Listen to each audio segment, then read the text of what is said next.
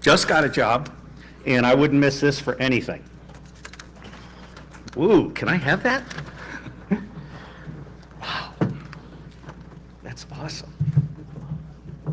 Toshiba. Are you looking to buy one? No, but I'll do lewd and lascivious things if you'll give me one.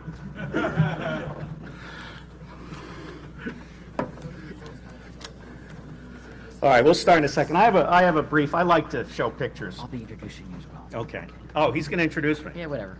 You're kind of introducing Well, yourself. introduce me then while we get the brief up. Bob probably kind of introduced himself, but I don't know, how many people here were at the very first Hope Conference? Anybody? Holy shit. All right, this guy was. Who else? You may remember that 18 years ago, almost to the day, in this very spot, Robert Steele opened the very first Hope Conference to great fanfare and strobe lights, and it was dramatic. And he has kept that tradition going for every single Hope Conference. Well, not starting it out, but he has shared his knowledge in these marathon sessions, some of which have run all night long, like everything you wanted to know about spying, but we're afraid to ask, that kind of thing. Will you be doing that again this time, Robert? 2 hours limit. 2 hours. When will that be? Midnight on Saturday. Saturday midnight, obviously, in this room, I believe. Well, you'll find it. Just come up here looking for him. It's just an amazing Q&A. This guy knows a lot about the intelligence community and sources and methods and all of these things. He worked in a capacity serving the CIA for some years, and he knows what he's talking about.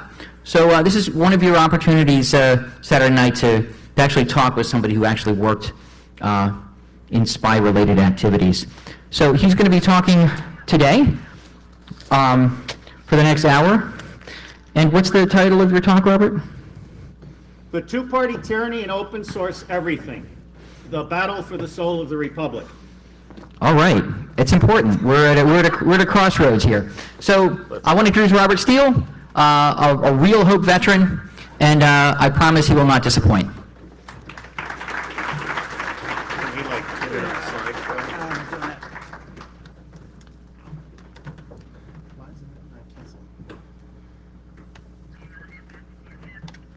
Bear with us a second. We're just getting the slides up. That's right. In the early days, they were running 2 hours late. So this is an improvement. And we're now obviously on the third generation of hackers. Advance slide, reverse. Advance and reverse. Okay. What evolved a few years ago was that I would give one serious talk. Are we taping this, by the way? Video? Yeah. Okay, good. Thank you. About 2 years ago, I started giving one serious talk, and then in the evenings, usually at midnight on Saturday, I do spy improv. But it's really not about spying. It's about the 1,800 books I've reviewed at Amazon in 98 categories. So I read a lot, and it continually pisses me off. So what I have here for you is a briefing, very quick briefing. I'm going to try and do it in 30 minutes. It might go over a little bit. We'll do some questions. But the bulk of the questions, I hope I will answer on Saturday. Now, there's two tiny URLs, OSC-root, or -root, whatever it's called, and EOR-hack. OSC-root is the homepage for open source everything. And the Twitter hash is #openall. The second hack is 26 jobs looking for someone with really, really high-tech smarts, and that's EOR-hack, and I tested it last night. Now, this is a logo that's evolving. I started out 20 years ago as the champion for open source intelligence, because I discovered when I stood up the Marine Corps Intelligence Command that 95% of what we needed to know about third world shitholes was not in the secret databases, because the spies had been busy building technical collection against Russia, China, places like that. So I started the open source intelligence food fight in 1988, and I created the golden candle, which you see here in the middle. I then continued to evolve and realized that we have 8 intelligence tribes. And when I use the word intelligence, I'm really talking in the sense of decision support. We're spending $80 billion a year today on secret intelligence collection that General Tony Zinni from the U.S. Marine Corps has said provided him as commander of CENTCOM with, at best, 4% of what he needs to know, to which I would add nothing for everyone else, from agriculture to energy to health to veterans affairs. So there are actually 8 information tribes. And the challenge of the 21st century is going to be to get all 8 of those tribes to share all their information all the time. And so I've published a book. Oh, this is just my little reminder. This is the battle for the Solar Republic part. Evil in the United States today is bracketed by Google on one side and the National Security Agency on the other. And I'm not a happy camper. Now this is the plan. And I ran for president. I was accepted as a Reform Party candidate. I did it for 6 weeks, and I did it for 2 reasons. The first was to put on one website everything I had ever learned from a whole bunch of people about what a proper, honest president should look like. And I'll tell you the first thing, nobody now running, including Ron Paul and Dennis Kucinich, is a proper president, because they're all about them. Not a single person now running is about creating electoral reform, leveling the playing field, bringing the 6 small parties back in, and actually creating a coalition cabinet, a balanced budget, and so forth. All they want is their share of the 2-party tyranny pie. All right? Now do the math. If we could get, we have 300 million citizens, roughly, 200 million eligible voters, of whom half vote in any given year. If we could get 100 million voters to put $10 each, or 50 million to put $20 each, that's $1 billion. And if you combine that with our capacity to do social networking and influencing, and if Occupy would stop with its fingers up its ass, and actually occupy the home offices of our senators and representatives, we could turn this country around overnight. The only thing that can beat organized money is organized people, and we are the most disorganized bunch of sad sacks I've ever seen, which upsets me. So this was my, my campaign logo with 4 pillars: electoral reform, a coalition cabinet announced in advance. Anybody who cannot pick and announce a coalition cabinet in advance of Election Day is not qualified to be President of the United States of America. And they're either not qualified because they don't know how, or they're not qualified because they lack the integrity to do that. And I specifically accuse Barack Obama and Mitt Romney of lacking the integrity to lead America today. So this is what I did to test the 2-party tyranny. I was accepted by the Reform Party, registered, created a website, it's still standing, bigbatusa.org, launched several campaigns, YouTubes. I corresponded with every single presidential candidate other than Mitt Romney and Barack Obama, and I met half of them personally. I came up here to New York to brief Occupy on electoral reform, and that video made by someone else went viral. It's still up. I consulted with one of the leaders of the Tea Party. I've tried often with the independents, but Jackie Salit is not about playing well with others. And finally, the small parties. The small parties have a rich diversity of opinion that needs to be in this conversation, but they are so focused on their own conversation. I specifically include Ron Paul and the Libertarians and the Paulistas and all of these folks. They're actually not having a conversation with anybody. They're talking to themselves. So this is very frustrating. Now, this is the substance that is on the website. Balanced budget, no brainer. It is now documented that 50 cents out of every federal dollar, whether it's agriculture or energy or health or defense, 50 cents out of every dollar is waste. In defense, it's closer to 70%. 4% of the military force takes 80% of the casualties and gets 1% of the budget. The other 99% of the defense budget, in my judgment, is fraud, waste, and abuse. It's corporate vaporware. Take Cyber Command and NSA as an example. I did a study, I published something in Homeland Security Today, America's Cyber Scam. At the time, there were exactly 67 people doing code level research on cybersecurity. And of those, only 12 were doing defensive code level research. Now, if you give each of those 67 people $1 million, then everything from the 67 million over here to the 15 billion over here that Keith Alexander is spending on Cyber Command is corporate vaporware. It's not real, okay? So we have this massive virtual self-licking ice cream cone that keeps consuming dollars and is actually not doing anything to make America safer. And in fact, NSA was given the mission over a decade ago of securing US business communications. And they chose not to do so because it was more important to them to be able to listen to US businesses than it was to actually protect US businesses. So your government is not doing its job. Electoral reform on the issues.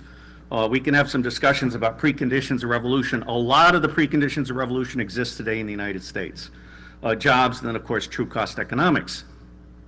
There's a guy in New York, Bob Siebert, I think. He likes to say, until you get the truth on the table, no matter how ugly it is, you can't deal with it. I like to say, the truth at any cost lowers all other costs. Now, I don't know how many of you actually believe the crap that Romney and Obama are putting out, but the actual unemployment rate in the United States of America is 22.4%. It's nowhere near 8%. And we are losing jobs every month. We are not creating jobs. But the two-party tyranny, it's convenient for Romney to not challenge Obama on substance. Because if you get down to the substance matter, the greatest enemy of the United States of America today is the two-party tyranny. The Republican Party and the Democratic Party. We can talk about that. So my impressions. Obama is not a black man. He's a white man in search of a black identity.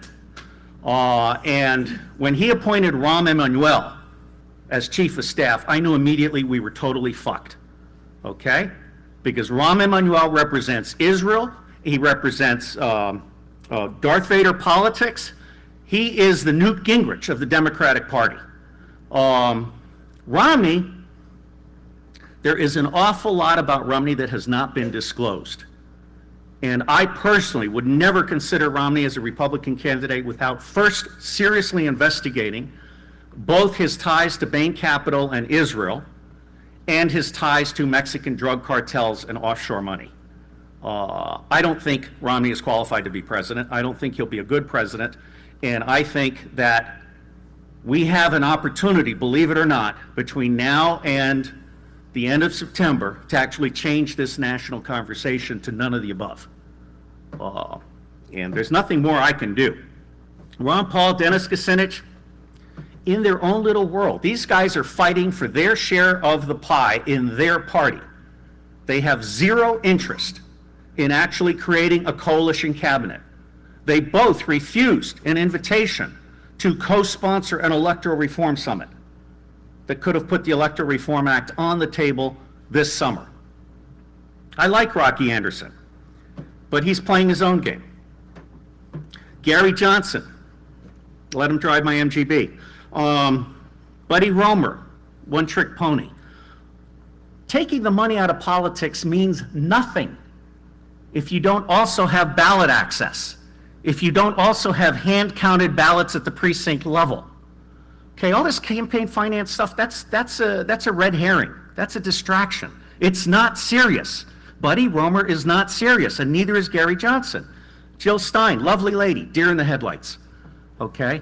I mean, she means well, and I will say this about the Green Party. It is the only party that actually has its shit together in terms of having really good ideas, well documented, well thought out. My dream would be a coalition cabinet that starts with the Green Party platform and moves out into the Reform Party area. Cynthia McKinney has been obsessed with Libya and basically lost the year. And Virgil Good, Constitution Party, who? Okay. Now, this is what I've learned And I tell you something, if I were ever a professor, all my students would run for president. You learn a lot, you really do. You have the feeling in the fingertips. There are 8 validated national parties in the United States of America today. Constitution, Democratic, Green, Libertarian, Natural Law, Reform, Republican, and Socialist. Natural Law and Socialist are moribund right now. So, turns out that Congress has the power to mandate that all federal elections at the state levels include all 8 parties on the ballot. Congress can mandate that all debates for federal elections include candidates from all 8 parties, or 6 parties, whatever you want to do. Congress has been given this bill to pass 9 times, the last 4 by Ron Paul. And don't get me wrong, I like Ron Paul. I want him to be Chief Justice of the Supreme Court. But he doesn't play well with others. So the fact of the matter is, we have a Congress that is thoroughly corrupt in every possible way. And don't blame Wall Street. It wasn't Wall Street that bribed Congress. It was Congress that shook down Wall Street for bribes. And as I ended my video that went viral because somebody else was kind enough to tape me, there's nothing wrong with America that can't be fixed by flushing this Congress down the toilet. Okay? It's that simple. Integrity is the only word that matters. Oh, I forgot this, sorry. So I've addressed this, so I'll move forward. Now, we're in New York, Bloomberg's hometown, the largest secret armed force on the planet, outside of selected elements of the U.S. government. $75 million a year to put people in jail for marijuana so they can redline the districts and do a real estate thing. 3 different things have come up with Bloomberg money, or friends of Bloomberg money. The first was independentvoting.org. And initially I had high hopes for them, but now I consider Jackie Salet to be part of the controlled opposition. They're basically frittering away all their capital on little nickel and dime things. And they're not focusing on the only thing that really matters, which is electoral reform. And I'll get to that in a second. And then you have No Labels. I helped laugh them out of existence twice now. They're coming back for a 3rd time. And they've recently announced that in January, after the election, they're going to have a Republican and a Democrat lead them in a national conversation. So I sent the head of this thing a little email. I said, what part of 8 parties are you not understanding? Okay? No Labels is a fraud. I mean, it's like wag the dog or whatever. I mean, they even have their own goddamn song. It's a joke. It's a fraud. It's not serious. And it's not serious because it not only cannot embrace all of America, not just the 2-party tyranny, it's not serious because it doesn't have an analytic model. It doesn't have any concept of what a balanced budget should look like that is actually pro-people, pro-patria. And it's basically money trying to pretend to be democratic. Similarly, Americans Elect. That was a really, really good idea, corruptly executed. Okay? Excellent idea. Absolutely brilliant, stunning idea. They made a complete hash of their website. Christine Wegman, or whatever her name is, like 7 or 8 times violated her signed oath to this organization and was promoting a particular candidate to be the Americans Elect candidate. Buddy Roemer's given up on them. He's now a Reform Party candidate. Americans Elect is, in my view, an attempt for the moneyed class to plan for what comes after Obama self-destructs. And I don't think it's been very effective. So now the money's riding on Romney. Now, electoral reform is possible. I visited Capitol Hill, I think it was in November. They were terrified because Occupy represented an authentic groundswell. Think of the farmers marching on Washington, the whole populist thing. Occupy was authentic. Now Occupy has basically been distracted They're competing for these little $10,000, $25,000 grants. They've been rolled by the Ford Foundation, the Rockefeller Foundation, and so forth, in my opinion.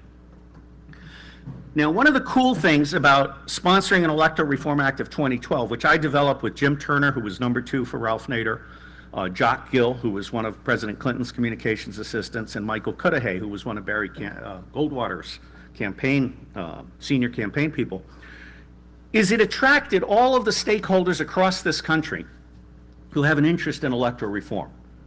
And that was really cool, because it was a form of not crowdsourcing exactly, but it was a form of build it and they will come. And these are the 10 elements that emerged out of this national conversation among stakeholders. And what I'd like to see this become is a national conversation led by Occupy and the National Council for Deliberation and Dialogue. There is no integrity in our electoral process. The votes are counted by electronic form at a central level. They have nothing to do with what the actual votes were at the precinct level, okay? So if you don't understand that, you shouldn't be in this room. Number 2, ballot access. Ballot access in this country is as corrupt as any dictatorship on the planet. And I'm amazed that people just sit still for it. People vote, not states. Put all initiatives to vote. We're now at a point where the National Ballot Initiative should be flying. We should be able to scrutinize all legislation. That's number 10, open legislation. No legislation should be passed that has not been placed before the public, so you can put 1,000 eyeballs on it. I mean, I love the Linux line, which is put enough eyeballs on it, no bug is invisible. Well, the other side of that is put enough eyeballs on it, no crime or corruption is invisible, okay? Open debates at all levels, cabinet named in advance and participating in cabinet level debates. At a minimum, the Attorney General, the Secretary of Defense, and I would of course delete the Department of Homeland Security, which if I were president, Ron Paul would be given that job and then rewarded by being Chief Justice of the Supreme Court, which is my revenge for Citizens United. Here's the bottom line. We can still hold a National Electoral Reform Summit in September and demand the passage of the Electoral Reform Act of 2012. Problem is, I don't have the voice. No one hears me. We can still form a people's candidacy. I mean, for Christ's sake, if a game controller can get $2 million in 24 hours, why the hell can't saving the country get $1 billion in 24 hours? Okay? So I'm a little frustrated. We can still occupy the home offices of every senator and representative and force the issue of electoral reform in time for 2012. Every single one of these people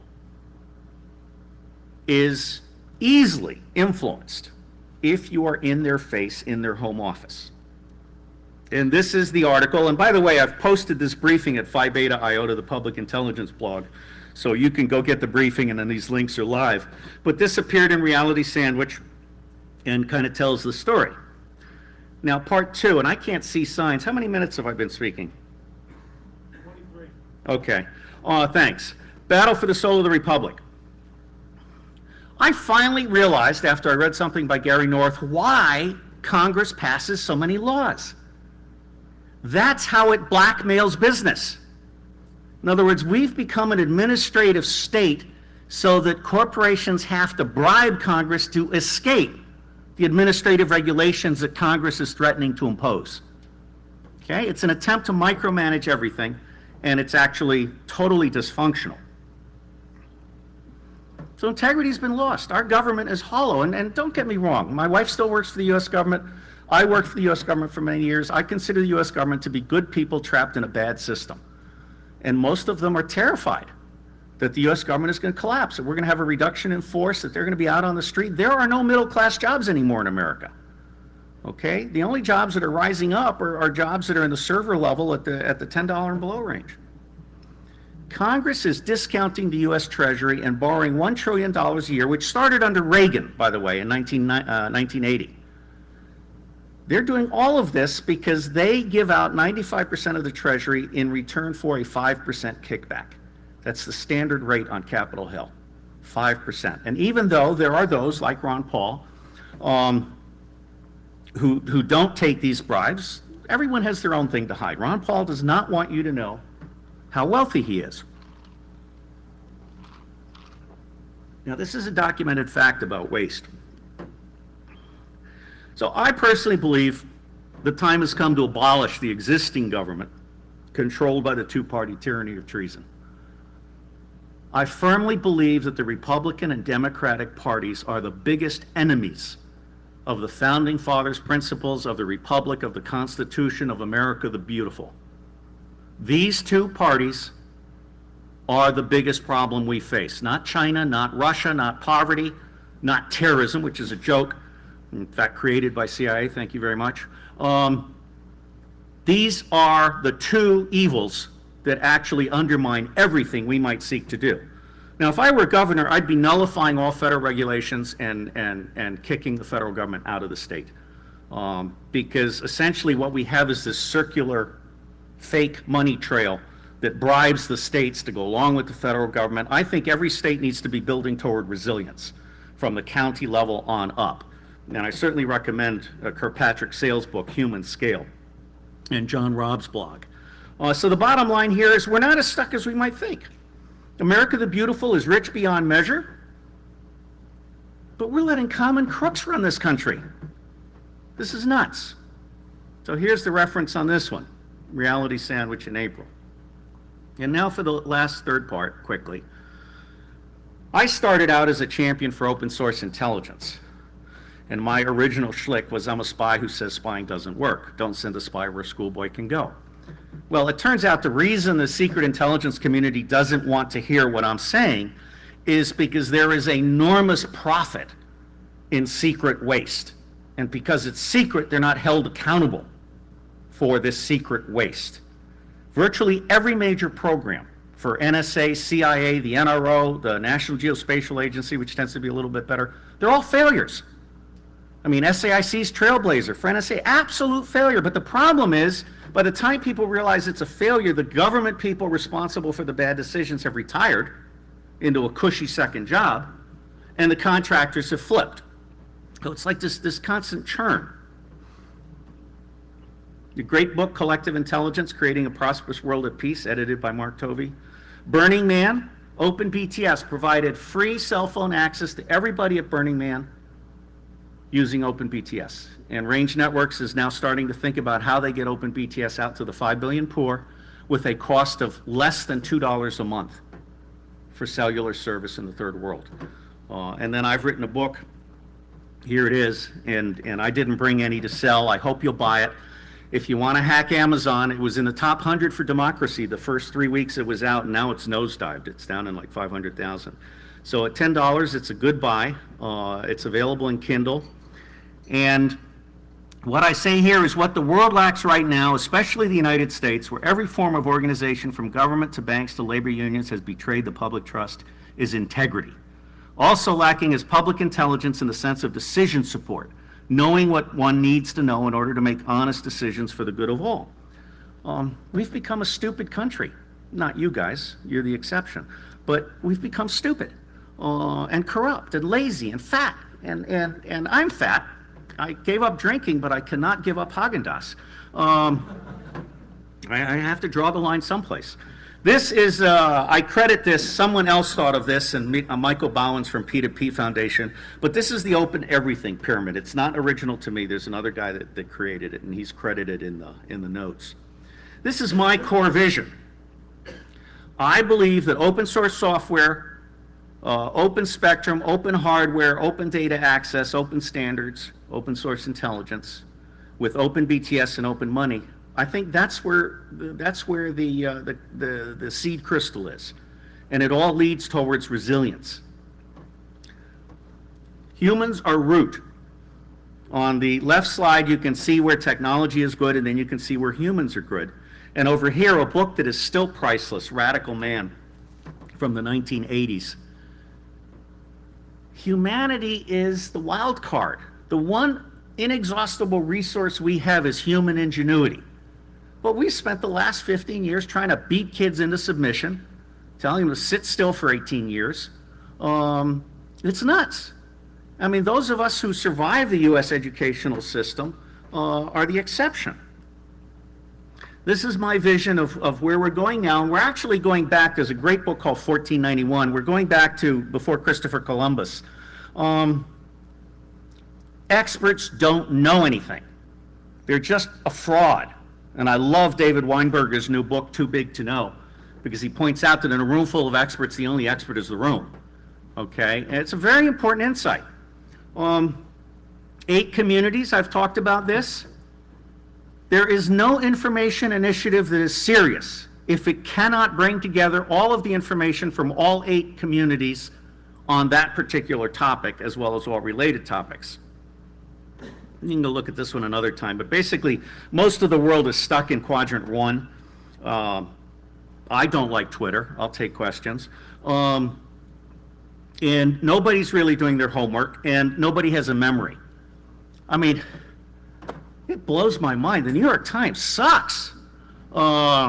It's just astonishing to me that we have reporters, even though I know that reporters are just a little news hole for a dying industry, we have reporters that actually don't know anything more than 5 years old.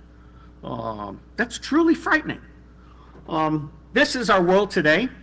This is actually a citation analytic map of the sciences. And it shows how fragmented all these disciplines have become, to the point that, you know, we have PhDs that know everything about nothing. And then you have this other thing here, integral consciousness, which is fun. Now, I like this. This is my favorite slide from the last 10 years.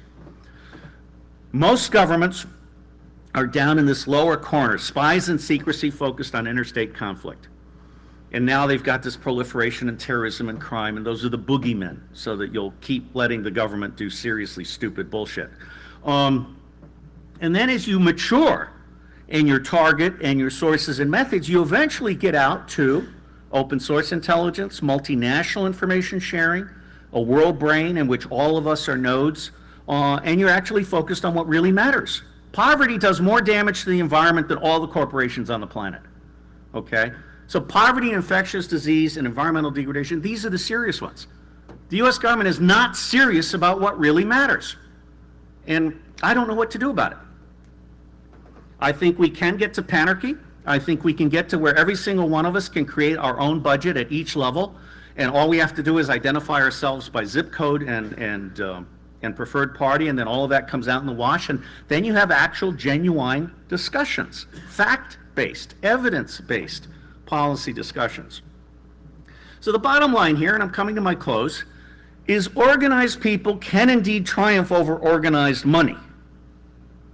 And I like to reassure, I don't think I have any wealthy friends actually, but I like to reassure the wealthy. There are 3,000 millionaires in the United States that are terrified that we're going to dismember their kids and violate their wives. And I don't think that's the case. There isn't enough money on the planet to warrant confiscation and redistribution. We have to dig ourselves out of this hole by creating infinite wealth, by empowering the 5 billion poor. And I just read Saylor's book, Mobile whatever, and I gave it 4 stars. It wasn't written by him, and it's kind of a classic comic book version of important stuff. But if we can empower the 5 billion poor, we can create infinite wealth. We can change the rules of the game. We can change all of the marketplaces by revealing true costs. I mean, most of you probably know a gallon of gas that costs $4 actually has $12 in externalized costs to the current and future publics. And then truth and reconciliation, not justice. We need to go toward, there's a great book that Tom Atlee introduced me to called Non-Zero Win-Win. So open everything. And these are the references. I wrote this book in 2008. It's free online. I nailed it. But I can't get anybody to read the book. So I'm a failure. I have not been able to communicate what I think is obvious common sense truth. Now, this is my proposed answer.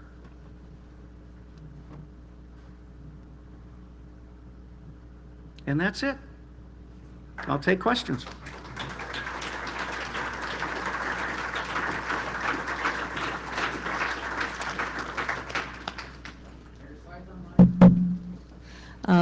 Yes. Hi. So I probably should have just booed you earlier, but I was a little nervous to do so. How about a big boo? It's let's boo you because really, I don't want to make assumptions about your racial identity. I'm going to guess you identify as white, How about possibly. Hispanic? Is you're Hispanic? I'm Hispanic too, and frankly, I don't think I would have the right either. But you know, to say that a Barack Obama is not black is really just, I don't even see where you go there. I've actually researched this. Okay, that's great, awesome conspiracy theory there. No, and excuse me. also the not sexism understanding. about Jill Stein, lovely lady, but a deer in the headlights. Mm-hmm. I mean, you said so many things that I really agree with, but the crappy things that you said just stink the whole shit up. So just Well, needed to that's stick fine. around and say that. Thank you very much.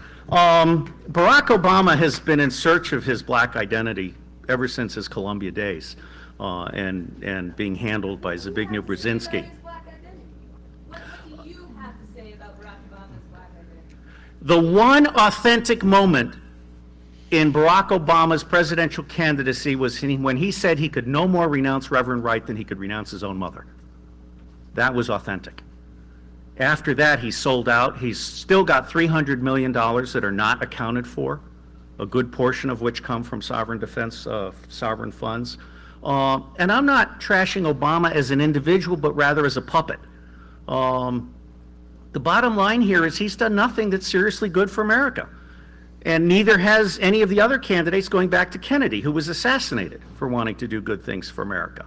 So I'll take questions, and also I will be here on Saturday night, and I realize that I say crappy things, and it's perhaps a flaw, perhaps a feature, but the subtitle of my last book before this one was Clarity, Diversity, Integrity, and Sustainability.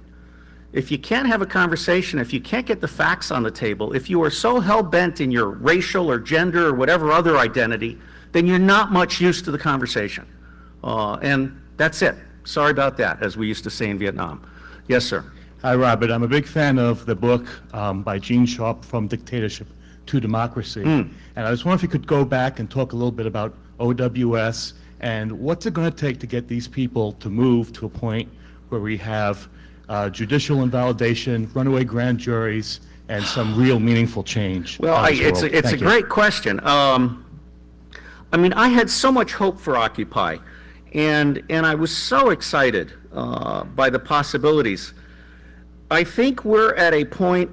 I did my first thesis on predicting revolution in 1976, and you can find my chart of revolutionary preconditions in the U.S. We're very much in a state of pre-revolution in the United States of America. I mean, all we're missing is a soccer mom burning herself to death on the steps of Capitol Hill, okay? That will do it. Any soccer moms in here? No, I mean, that will do it, okay? We had a veteran burn himself to death on the steps of the court in New Hampshire, and it was hushed up, okay? It did make the media in a tiny, tiny little way, but we're this close to some catalytic moment that all of a sudden the country says, well, whoa, wait a minute, neither Obama nor Romney. Let's revisit this whole thing. And so I think at this point, all I can do is put my thoughts and the thoughts of others that I have distilled and collated and put out there at bigbatusa.org and hope that, and I can't say a Ross Perot, I mean, Ross Perot had his own demons. And as a result, we lost a chance there. We have to get away from this whole electoral bullshit stuff. Because it's all fraud. So I personally think that occupying the offices of the senators and the representatives and demanding an Electoral Reform Act of 2012 is the only thing that can lead to a nonviolent revolution. But I don't know if anyone agrees with me on that. Question, sir. About 10 years ago, the Texas Libertarian Party gained full ballot access. Good. You know, and we run like 200 candidates election cycle, but our big problem right now is, like, locally we recruit candidates, and every time we get somebody that makes a mark like ballot, you know, they take polling, and every time they poll like 30% or 20%, the big money, the big organized money comes in, and you got guys calling you like lawyers, and they straight offer you jobs to basically drop out of the race. And that's the problem, is how can you, I mean, do you think of a way, how can you recruit people and let them know upstart, this at front, this is going to happen? they're going to find out how much money you owe, like your debts, your house, and they will just flat out offer you that money. How can you recruit people that, you know? Before I went reform, I was libertarian. In fact, it was here at Hackers on Planet Earth in the 1990s that some nice young lady got me to take the libertarian test. And I realized I was a closet libertarian. And it had a good influence on me. You know, there's this all or nothing kind of thing going on here. And no one thing is going to fix it. Taking money out of politics won't fix it because the secretaries of state across this country are all corrupt. Getting Diebold put out of business will not quite fix it because then you've got all these issues of infrastructure and organization and so forth. So I honestly cannot tell you I know the answer. All I do know is that what we're doing now is not working. And I really wanted Ron Paul and Dennis Kucinich to come together and form a coalition cabinet and a balanced budget and demand electoral reform. Those are the only two guys in the United States of America who actually have the power to do that, and I consider them traitors because they refuse to do it. Okay, so please forgive me. I love Ron Paul. I want him to be Chief Justice of the Supreme Court. But until he's willing to put his ass on the line and leave the Republican Party and lead all of us. He was one of them that was bought out. They Yes. a district in Galveston. Yeah, there you go. Ron Paul was bought out. You have it from Texas. His party, and that's, you know, it happened to like several of our candidates so far. They just get, I mean, they flat out just buy them out. There's a strong secessionist movement in Vermont, and I think Texas, Alaska, and basically, I think the states have to start seriously questioning whether the federal government is worth the price that we're all paying. And I'm not talking about small government or stop wars overseas or whatever. I'm talking about the fact that we have a system that has substituted ideology for intelligence and corruption for integrity. The U.S. government is broken. Good people trapped in a bad system. So I don't know what the answer is. Maybe it's an Arab Spring kind of thing. Maybe it is a soccer mom burning herself to death on the steps of Capitol Hill. This country needs a wake-up call. We've got 75,000 amputees across this country. Nobody knows that. We have over 500,000 disabled veterans from Gulf War and Gulf II because has everyone seen the Fallujah babies pictures? I mean, we've been using depleted uranium and stuff, and we're turning out little alien children in Iraq. It is truly astonishing to me that the world lets us get away with that stuff. So I love America the Beautiful, but right now we are not well represented. Yes, sir. Yes, in other countries, voting is a requirement punishable by fines. What's your opinion on that? And I'd like to follow it up with, in terms of the occupying the congressional offices, I think we all know that they're controlled by the moneyed interests. So shouldn't we go to the source of the problem and occupy, you know, and the other thing about the Occupy movement, I think it was a red herring because the money behind Occupy. Yeah, the Koch brothers and others, Tea Party. Well, first off, I don't think anyone should be forced to do anything, including voting. There's a wonderful book by Will Durant. It's his 1916 doctoral thesis, and it's been republished recently as Philosophy and the Social Problem, the annotated edition. And any book I refer to, I've put the Cliff Notes on Amazon. Okay, so any book I refer to, you can go look up my review and get a summary of that book. What this boils down to is an educated public is the only way you can have a democracy. And in the 1920s, Rockefeller and Carnegie got together and agreed that they were going to create factory schools and they were going to kill public transportation. And they did that. They bought up all the public transportation companies to put them out of business, and they pushed America toward this suburban sprawl stuff. And at the same time, they created schools that created factory workers, you know? So education is number one. And I'm excited. I mean, one good thing about Saylor's book, I like Michael Saylor's book, and I sum it up on Amazon. I did this last night, actually. We're now getting to the point where people can not only get a free education online, they can also get credentialed. And we're moving in that direction very quickly. And my dream is educating the 5 billion poor one cell call at a time. So I think public education is the absolute beginning of this. Now, as far as occupying the Senate and House offices, I personally think that being a representative should be like jury duty, where it's random. Because any one of you would be a better representative than anybody we have in Congress today, as long as you maintain your integrity and you knew you only had one term. So we've just created a system that perpetuates itself. And did you have a follow-up or anything?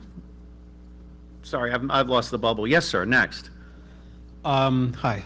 First off, I just want to say that I think the first commenter was correct. That was kind of out of line. But onto the substance, you seem to be making sort of a collection of two different points. One is you have specific sort of partisan or ideological things that you think need to be done. And another is that you're pointing out problems systemically with third-party access, with open access and things like that. I believe I have an answer to the latter part. I'm nonpartisan, so I don't want to comment on the former. I thought I was. But that's actually the subject of my talk, so come to it, 8 p.m.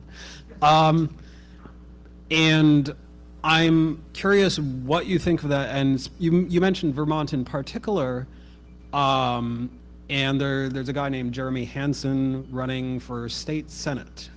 His platform is direct democracy, which is partially the subject of my talk, but his idea is basically his constituents will dictate to him what he votes. What do you think of that, and what do you think of the distinction that I'm making between your systemic sort of structural issues and the specific things that you think should be passed? Well, I certainly don't think of myself as partisan.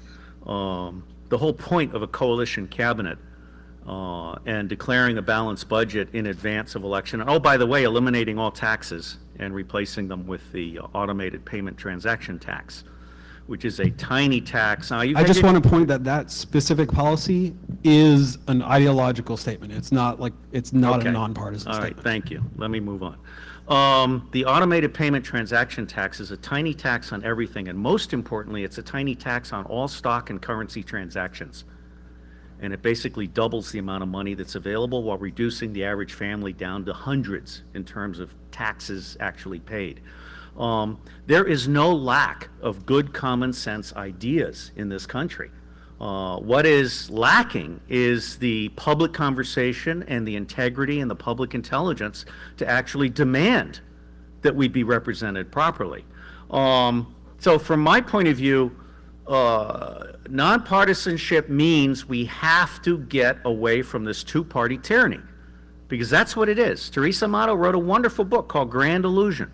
And I recommend it highly. We have a two-party tyranny. I mean, Ronald Reagan made the joke, written by Peggy Noonan, the U.S. Congress has less turnover than the Soviet Politburo had, because they're buying in. Every one of them comes out a millionaire after 1 or 2 terms. So I'm not partisan, and I don't think these ideas are partisan. As far as the systemic stuff goes, we're pretty close, I think, to where handheld devices will allow for true cost information to get out there. And I believe we're getting closer to where at least the 1 billion rich will be able to start voting with their pocketbooks and boycotting, Jim Turner's term. I mean, I love this Wired article which said you could point your cell phone at something and it says, if you eat me, I'll kill you. That's good. I mean, we're getting there. We're getting to the point where, especially with IPv6, we're getting to the point where all things can tell us their provenance, their entire supply chain, how much child labor, how much water. Jay-Z Liskowitz did a thing on T-shirts, okay? An average T-shirt has like 500 gallons of water in it, and it has child labor in it, it has tax avoidance in it, and it has all kinds of different toxins all along the way. And that kind of knowledge is not at your fingertips. And the key point that Saylor was making in his book is that the handheld app machine, rather than the cell phone, is something that can now bring this kind of knowledge to your fingertips. And so we need an app, basically, that allows any barcode to give you the true cost of any product. And it's going to take 5 or 6 years, but we're getting there. As far as Vermont goes, I believe Vermont is the best hope of the nation, in the sense that we have to have We have to have bottom-up resilience. And we have to have counties and states that say no to mega agriculture, that begin this urban farming, that begin to say no to absentee landlords. I mean, I love eminent domain. If we're a community and there's an absentee landlord, goodbye, asshole. I mean, in France, they give out 100-year leases, okay? Basically, the land is still owned by the community, but you have a 100-year lease. So I think we don't lack for good ideas. We lack for that burning soccer mom to actually get us all to the point where we're willing to say, hey, now wait a minute, we're over the cliff and falling. Yes, sir. Yeah, just a couple of points of interest and then a question. The first thing is that I agree with your assessment. I really wish Ron Paul and Dennis Kucinich would get serious about things, but both of them are going to be out of a job come November, or rather December of this year, since neither one is running for re-election. Dennis Kucinich can't because he got fucked by his own party. That happened right in Toledo, where I'm from. Second point of interest is I think when you talk about, well, what's the answer, what's the solution? I feel like it's kind of cliche, but maybe it's somewhat applicable here that, think globally, act locally. I think there's a huge lack of local organizing, which is, we have these big ideas. There's so many systemic problems that are really national and international in scope. We get so wrapped in them from an sort of academic or ideological perspective. We're being distracted. We are.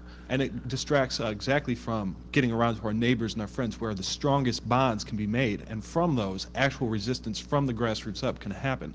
So I feel like oftentimes maybe we all need to take a step back and realize, where the fuck do we live? Who the fuck can we talk to? And what can we do? Because we are a very isolated culture, and that's, I think, at the root of a lot of our problems. It is. And Paul Goodman wrote a wonderful book in the 1960s called Communitas. And I continue to recommend it. You can build a 40-foot biosphere which has tilapia fish with plants on top, and it'll feed a family of 5 for a year.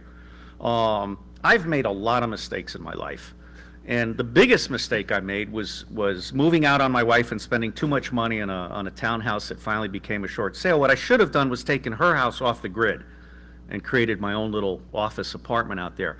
But we should be taking, I mean, in New Hampshire, all houses that are built today have generators built in automatically. I mean, if I were a county supervisor, I would be taking my county off the grid. And all these wild-ass ideas about wind farms and all of that stuff, centralized energy does not work. You lose 50% in the downstream process. It's about solar and wind and automobiles. 92% of automobiles, their energy is like wasted. So I agree with you, and if my wife did not have a government job, my dream would be to buy a 51-foot Beneteau Oceanus and basically get off the grid. Internet, water maker, air conditioning, the whole bit. So we're all captive, but I absolutely agree with you that and Voltaire said this, actually. He said, sometimes all I can handle is my garden. So I think there's a lot of wisdom in what you say, and I'm particularly impressed. We're done? Okay. One more question or stop here? One more? Okay. Erg. You're particularly impressed by... Rosemary, somebody. Tom Atlee. If you look up Tom Atlee and urban gardening, Tom has been my guru for connecting with real people. He wrote The Tao of Democracy and Evolutionary Activism, and he's got a new book coming out on the wisdom of the people. But urban gardening is coming back. And one of the things we're going to find out is a lot of these skyscrapers are going to be hulks. You're going to have to really reinvent the whole skyscraper concept. So I absolutely agree. Local is good. Let me get one more question and then we'll stop, because Thanks. that gentleman's been standing. All right, well, I have a million things zipping through my head. You're talking about agriculture. I'm a practitioner of the agricultural arts. You're talking about Ron Paul. You're talking about all different kinds of things. But first of all, like I say, is I have absolutely no consequence whether Barack Obama's white, black, green, yellow, purple, whatever. It doesn't matter. They're all bought and paid for, left, right, I can agree with Democrat. that. They're all bought and paid for by the same international banking corporate interests. It doesn't matter. What I was going to ask you about is, are you aware of anything regarding the 14th Amendment, the original 13th Amendment, the War of 1812, the Reconstruction Acts after the Civil War? Or nationalized citizenship? Are you aware of any of these different things? The primary point that I'm aware of is that The Civil War was actually a war of secession. It was an illegal war. Lincoln had no right. Yeah, illegal and unlawful are two different things, but continue. Well, okay, we could, I'll be here on Saturday at midnight.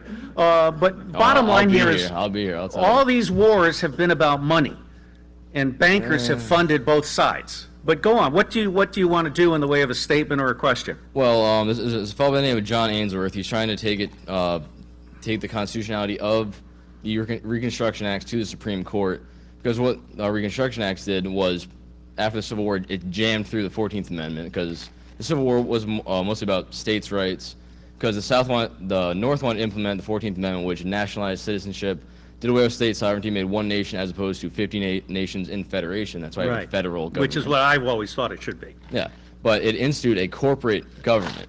There's the organic government that is under the Constitution for the United States, while the corporate United States is the Constitution of the United States. We're all corporate national citizens. We're not citizens of our respective states. Like I'm not American. I'm a Rhode Islander. And then you come to Federation to maintain Article 1, Section 8, to maintain a navy, to We have to cut off. repel invasions and insurrections and such. Do you have a quick comment, 1 more minute before the next speaker comes up? I'd say look at John Ainsworth and all these different kinds of things. There's a million different things. What you said, buy local, that's a big thing I'm all about. Well, let's do Saturday. Yeah, that sounds good. I got a million things racing. All right, Saturday, you're the first question. Sounds good. Sounds Okay, good. thank you all. Okay.